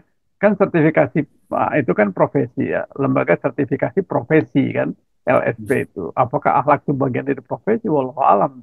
Hmm. Tetapi yang jelas akhlak itu adalah bagian dari kompetensi gitu. Ya jadi LSP untuk itu ya saya nggak tahu. Ya mudah-mudahan ada satu ketika LSP yang karena akhlak ini kan kaitannya bukan sesuatu yang ini apa itu kan bagian daripada perilaku ya yang memang dibentuk oleh sesuatu yang nilai-nilainya harusnya utuh gitu. Ya orang tadi saya bilang orang koruptor semuanya orang pinter kok. Orang koruptor orang berpengetahuan Pak. Kalau orang mah nggak bisa dia korupsi gitu kan. Dan orang-orang yang juga mempunyai pengalaman panjang. Hakim-hakim yang sudah mau pensiun itu masih korupsi gitu kok. Nah, itu kan berarti mewakili yang namanya know-how dan skill kan yang kata tadi Pak Erwin. Tapi tidak diwakili oleh akhlak yang benar. Gitu. Sehingga itulah yang terjadi gitu. Semakin pandai yang namanya white collar crime itu kan kejahatan kerah putih mewakili orang-orang yang Pandai ya. pandai. Kalau Pandai. yang blue itu Ya. kan yang ya itu orang-orang yang buruh lah kira-kira. Tapi Hmm. kalau white collar crime itu kan udahlah itu akhlak Pak. Jadi akhlak itu kalau saya sih menilainya lebih kepada agama lah. Apapun agamanya ya. Ya. Apalagi kalau yang Muslim ya tentu lebih lebih ini lagi. Tapi yang di luar itu pun pasti mengajarkan sesuatu yang sifatnya kebaikan gitu. Ya, artinya nilai akhlak itu atau nilai moral itu sudah mungkin juga terikut di dalam kompetisi kompetensi itu ya, Ustaz ya. Ya harusnya Ya, ada, karena kan, tapi kan nyatanya ya, siapa yang ngajarin akhlak di dalam pendidikan kecuali ya pengajarnya yang mau memasukkan itu kan sebagai bagian hmm. daripada ini. Tapi kalau kita lihat misalnya buku ajar ya untuk yang namanya kompetensi-kompetensi tertentu ya, saya sih belum melihat tuh ada akhlak di dalam itu. Tapi ya wallahu Ah, alam, semoga mungkin ada. dari teman-teman peserta adanya ingin kasih pendapat atau Iya, saya bertanya. ingin menyampaikan ke Pak Robidi nih. Tadi Pak Robidi dengar nggak tuh Pak Erwin mengatakan katanya kurang tuh terserap tenaga tenaga dari perguruan tinggi asuransi. Saya kira tidak juga sepenuhnya benar ya itu ya Pak Robidi ya. Justru banyak yang dari Saya ingin menambahkan Ustaz Salim mengkoreksi berarti bukan ah, terserapan tetapi untuk menjadi pimpinan-pimpinan kita oh lihat latar pimpinan. belakangnya Kalau pimpinan kebanyakan ya dari ah, ya ya artinya betul sehingga ketika dia lulus dari sekolah tinggi asuransi itu kesannya hanya jadi clerical Pak. Ini kan enggak sih, sayang sekali artinya sebagian sudah ada itu Pak. Pak Robidin yang harus menjawab nih. Banyak alumni-alumni kita, Pak, yang sudah menduduki posisi direksi dan komisaris, ada itu beberapa di antaranya. Memang itu kan fungsi dari waktu, STM setuju akan Pak. setuju ya. Mm-mm. Ya. Baik, Gitu. silakan teman-teman ada yang ingin memberikan pendapat atau bertanya dengan tema kita. Pak Bun, silakan Pak Bun. Pak Daniel, silakan Pak. Pak Rahman juga nih, Pak Rahman. Karena Pak Pak Daniel juga lulusan STM Trisakti kalau nggak salah ya Pak Widya. Bukan, Ya Om Pak. Daniel ya. Bukan, Om. Binus kita, Binus. Astri bukan anak Astri ya, kirain anak Astri juga. Bukan. Binus, Binus. Oh, Saya, Binus. saya izin nyimak dulu, Oh, Pak masih ATK Erwin. dulu ya. Masih ATK zaman dulu ya, ATK ya. Iya. Ya, siap, siap. Nih, ya. Eh, Ya, silakan Pak. Saya off cam ya Pak. Izin Iya, Ustaz iya, Salim iya, sama Pak iya, Amrit iya, karena iya, benar-benar iya, nggak iya, stabil jadi saya iya, naik turun ya. Mm. Baik. Silakan Pak Harsanto mungkin. Jika Assalamualaikum warahmatullahi wabarakatuh. Waalaikumsalam warahmatullahi wabarakatuh. Waalaikumsalam. Waalaikumsalam warahmatullahi wabarakatuh. Saya tidak komentar untuk yang tadi ya mempersiapkan pimpinan asuransi syariah, tapi ya secara umum aja ini yang saya tangkap tadi tantangan utama asuransi syariah itu dalam pengembangan di Indonesia ya. Kalau nggak salah dengar tadi masalah ya yang utama itu ya tadi yang disampaikan Ustadz Kedua tadi masalah pemahaman dan literasi keuangan syariah ya, yang masih masih anu ya, masih dangkal. Juga ini dengan perkembangan selama ini kan baru 5% ya, masih jauh sekali. Nah, itu mungkin dari saya lihat dari persaingan terutama pada asuransi konvensional ini, karena dalam pengembangan di konvensional itu kan dari sisi inovasi produk dan mungkin yang sesuai dengan kebutuhan dan layanan ya kepada masyarakat. Ya mungkin itu yang utama bagi saya ya, masalah literasi. Yang cuma ini komentar aja, komentar yang disampaikan tadi. Terima kasih. Assalamualaikum. Waalaikumsalam warahmatullahi wabarakatuh. Ya baik Pak Arsanto, terima kasih. Ya memang semua ini literasi, ini salah satu IC yang membuat kegiatan literasi Pak. Ya, saya dengan teman-teman kita melakukan literasi setiap bulan. Ya, dan setiap hari saya kirim video-video akhir-akhir kita melakukan literasi kepada masyarakat secara umum. Ya, baik. Kemudian juga untuk pengetahuan tentang asuransi ya, memang sangat kurang sekarang ya, karena banyak kan mereka memilih dunia asuransi itu dunia yang terakhir setelah tidak terima di mana mana segala terakhir. Jadi tidak benar gitu.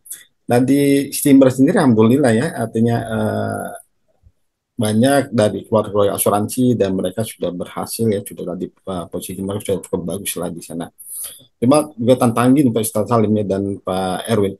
Artinya kalau kita lihat secara mayoritas kita penduduknya sebenarnya muslim ya, sampai 80-an% ya. Dan juga secara perusahaan asuransi proporsi juga cukup banyak yang syariah ya. Jumlah perusahaan asuransi secara. Tapi juga kenapa gitu ya? Tadi perkembangan untuk asuransi syariah agak jalannya agak lambat gitu, cepat. Ya. Kalau tadi sudah begitu banyak ulama, sudah begitu banyak juga lembaga pendidikan, lembaga sertifikasi, lembaga pelatihan sebagainya ya, untuk memberikan saran dan sebagainya.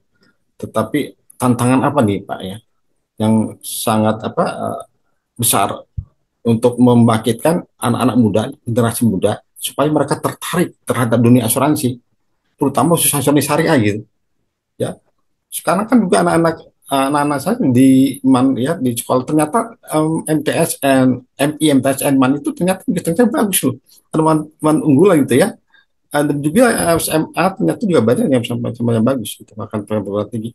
Tapi kalau sebagian besar mereka kurang tertarik terhadap dunia asuransi ya, terutama asuransi syariah. Gimana tantangannya Pak Ustadz Salim atau Ustadz Pak Erwin? Bagaimana? Silakan Pak. Ya, Pak Erwin dulu silakan mungkin. Ya, Pak Erwin masih belum ini.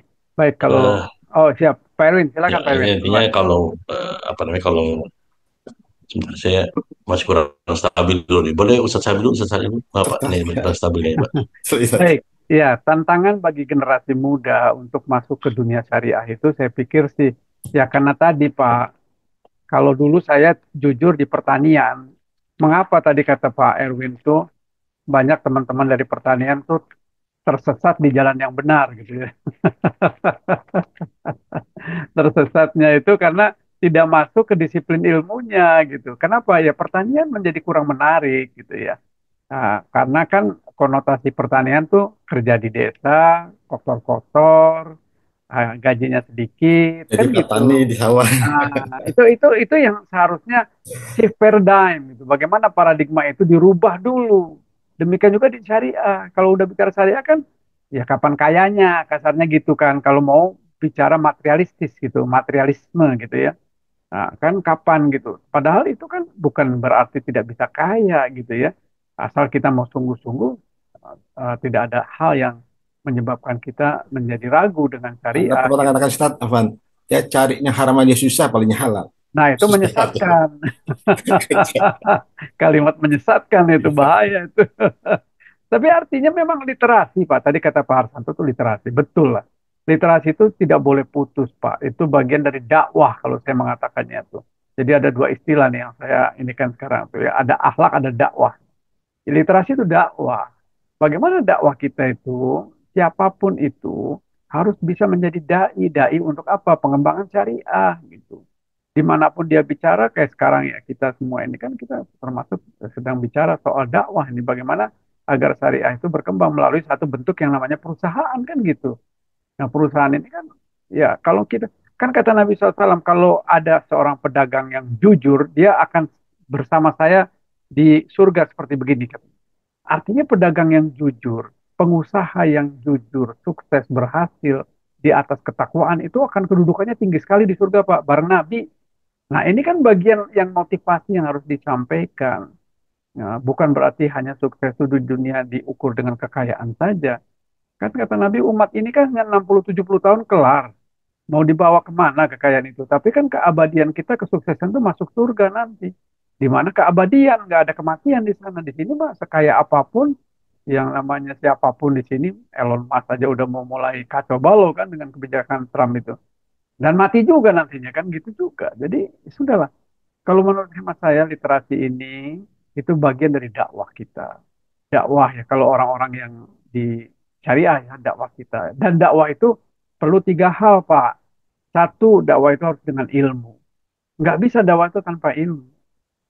Ya. Yang kedua harus sabar Pak dakwah itu. Tidak boleh putus. Dakwah itu harus sabar gitu. Terus gitu. Nah, dan yang ketiga, dakwah itu perlu dengan contoh, Pak. Nah, itu yang tadi saya bilang. Ada dakwah yang namanya dakwah bilhal itu dakwah dengan contoh. Nah, sekarang ada nggak contohnya? Wong kita belum apa-apa, begitu ditawarin di tempat yang lebih baik, lompat, kata Pak Erwin tadi kan. Padahal kita udah lagi enak-enaknya di syariah, ditawarin jadi mu'alaf lagi ke konven kan. Kacau lah dunia ini kan. Jadi jadi murtad aja gitu kan enggak ya. Wallahu alam ini hanya joke aja ya, joke aja ya. Sudah mu'alaf, jadi lagi yang lain kan repot lah. Ya karena tadi ada iming-iming, semuanya masih duniawi, susah lah Pak. Perlu perjuangan, perlu kesabaran, perlu ilmu. Ya tadilah hal-hal yang seperti itu tadi. Walau alam. Itu sih Pak Erwin. Silakan Pak Erwin sampaikan. Bagaimana Pak Erwin untuk menarik generasi Baik, muda tertarik di dunia asuransi termasuk syariah? ya mudah-mudahan suara saya tetap stabil ya Pak Amrin ya Pak Bagus, Ustaz bagus Pak, Salim, bagus, bagus. Bapak sekalian. Untuk attract eh, generasi-generasi muda itu memang suka tidak suka pun tidak mau nih Ustaz Salim nih. Ini kan eh, bagaimana atau Sayyidina Ali menyatakan bahwa kita harus mendidik itu sesuai dengan zamannya.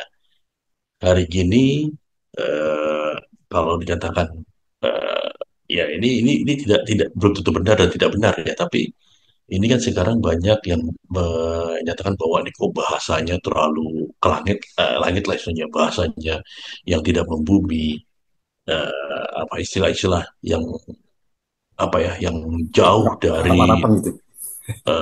bukan bagi kita contoh misalnya istilah contoh mungkin bagi orang yang mengaku muslim pun istilah seperti qad, Hmm. istilah seperti tabaru, Aneh gitu ya. istilah seperti apa namanya Sirka, mudoroba. mudharabah dan segala macam Hmm. itu akad kafalah dan segala macam itu mungkin mungkin masih awam gitu artinya karena memang mungkin juga lebih jauh lagi.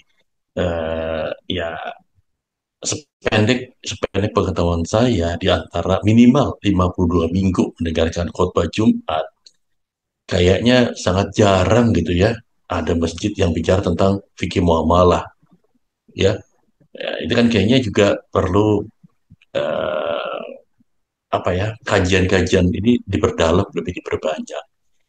Bagaimana generasi-generasi muda itu bisa tahu yang mungkin ya sebagian besar khutbah itu bicaranya ya apalagi kalau mau bulan puasa itu kan pasti Al-Baqarah 143 itu pasti itu sementara di antara apa katakanlah di bulan Ramadan itu sendiri kan banyak muamalah yang sebenarnya eh, tidak lepas lah kalau kita kita cocok logi ya mungkin istilah cocok logi bahwa berdonasi bersedekah itu kan sebenarnya bagian dari eh, konsep untuk tolong menolong ya yang merupakan dasar dari asuransi syariah atau kita sebut sebagai at-ta'awun. Ini kan konsep inilah sebenarnya yang mungkin kita perlu kedepankan supaya tanda petik ya tanda petik kalau hari ini kalau mungkin bicara dengan generasi muda generasi sekarang ini bicara yang keren dulu mungkin yang keren dulu gitu. Kalau kesannya, kalau misalnya kesannya ya, kalau misalnya ini kok kayak kesannya kuno. Nah ini padahal kan enggak. Sekarang ini barangkali baru beberapa orang baru ngeh. Misalkan contoh, ketika bicara tentang wakaf, ternyata Oxford University bicara wakaf dari dulu konsepnya itu. Artinya apa? Ada banyak hal-hal yang sebenarnya udah ada dari dulu, ya. Tapi begitu sekarang baru ketemu ilmunya, baru wah ini keren banget nih. Loh, kemana aja? ESG, Ustaz Salim. Ya, Iya, konsep ESG itu kan Islam rahmatan lil alamin. betul. Kita itu dianjurkan, diajarkan untuk memberikan kebaikan bukan cuma bagi orang Islam aja, bukan cuma bagi manusia, tetapi bagi semesta alam. Betul. Bicara tentang apa namanya konservasi, bicara tentang penghematan dan sebagainya, itu udah dari dulu diajarin dan tertulis 14 abad yang lalu. Tapi sekarang kesannya, wah keren banget di ESG. Padahal itu adalah green economy itu masih jauh di bawah ilmu yang sudah Oh, diajarkan tadi. Nomor satu itu tadi lah, Abdurrahman bin Auf itu sudah mempraktekkannya 14 abad yang lalu. Ya, ya itu yang kayak gini-gini lah. Mungkin kita perlu kembalikan lagi. Ibaratnya kalau bahasa bahasa historisnya itu kan berarti kan Imperium Romanum lah ya, artinya kejayaan masa lalu. Kita ungkit kembali bahwa ini loh, dulu sudah pernah ada, mhm. tertulis, terbukti. Nah, itu pernah Betul. membawa menjadi satu kehidupan yang apa ibaratnya ya, ya eh, apa ya berkah lah kalau bahasa Indonesia apa aduh apa tumpah rupa apa segala macam lah itu gitu itu bahasa bahasa Indonesia apa itu tepatnya negeri makmur dan seterusnya itu sudah pernah kejadian sudah pernah dicontohkan dan terbukti. Jadi mungkin kalau Ya, pendekatan ke anak-anak muda sekarang ya kita kembalikan aja bahwa dulu sudah ada loh, kita angkat dulu ini kisah-kisah keberhasilan, eh, begitu kita balikin loh ini ternyata sudah tertulis ya, sudah tertulis dan sudah terbukti. Mungkin itu kali Pak Ya, Amrin ya Pak, kalau ya, misalnya mungkin mungkin ya pola pendekatan disampaikannya ya disampaikan dengan bahasa mereka sekarang Pak Erwin kali ya. Artinya ya, saya menyampaikan ilmu kan sudah dengan bahasa mereka sekarang, walaupun memang dulu pernah terjadi dan pernah kita alami. Ya semua ini cuma harus Pak, menyesuaikan dengan bahasa ya, sekarang. Pak. Pak Amrin, Hmm. Islam itu berjaya, itu 13 abad. Nggak main-main loh, 1300 tahun. Dan baru runtuh 1924 Utsmani. Jadi 1924 sampai 2024 itu baru 100 tahun yang di luar Islam itu berjaya. Artinya itu tidak terlalu sulit untuk mengungkapkan bahwa apa-apa yang tadi kata Pak Erwin itu pernah berjaya itu bukan main-main 13 abad kita. Ini yang terakhir yang namanya sekarang begini dan begitu katanya dan sebagainya modern. Itu baru 100 tahun.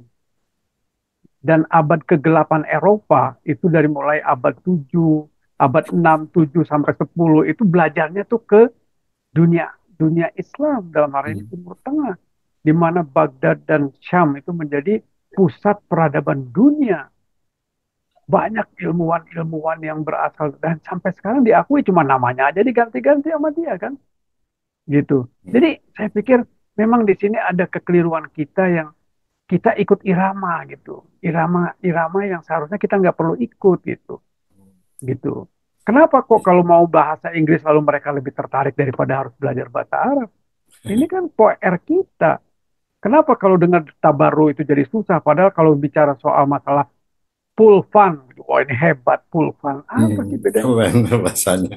Apa sih beda? Kenapa kalau bahasa Inggris menjadi lebih wah dibanding bahasa Arab? Ini kan PR kita. Padahal kalau kita mau benar-benar tadi yang saya bilang kafa ini harusnya Pak sekarang ini Pak banyak ya. Tadi sudah diberitahu Oxford misalnya di tempat-tempat lain di negara-negara maju lainnya di Amerika Serikat dan sebagainya itu juga orang mulai belajar Pak tentang syariah itu gitu. Nah, cuman ya lagi-lagi kita kalau meskipun itu syariah tapi datangnya dari luar lebih wah dibanding kalau syariah datangnya dari negara Islam. So, itulah ya 350 tahun ini kelamaan dijajah Pak. Jadi itu mindernya luar biasa kita nih. Tidak Amin. yakin dengan apa yang kita miliki gitu. Wallahu a'lam. Ya, seperti yang katakan, jangan sampai kita justru Indonesia belajar di negara lain gitu ya, padahal Tadi kita kata dari Pak Erwin, Indonesia. jangan-jangan kita belajar di Di Thailand nanti di belajar Thailand, di di Mindanao Filipina. lagi. Kan kacau lah itu. Iya. Baik, Mas. Ya, ini sangat menarik acara kita, namun waktu sudah jam 9:02 Iya, siap, siap. ya. Ya oke, ditutup Mau aja Pak. tidak mau harus kita sudahi, dan mudah-mudahan nanti kita bisa sambung lagi di CAI berikutnya ya. Maka tadi literasinya sangat minim ya, sosialisasi terutama asuransi syariat. Nah, ini tugas kita nih Pak Erwin semua ya. Ustaz, bagaimana Ustaz Maradai ini gitu. Ya, insya Allah lah. Ya, baik, Mudah-mudahan Allah kita beri kemudahan lah.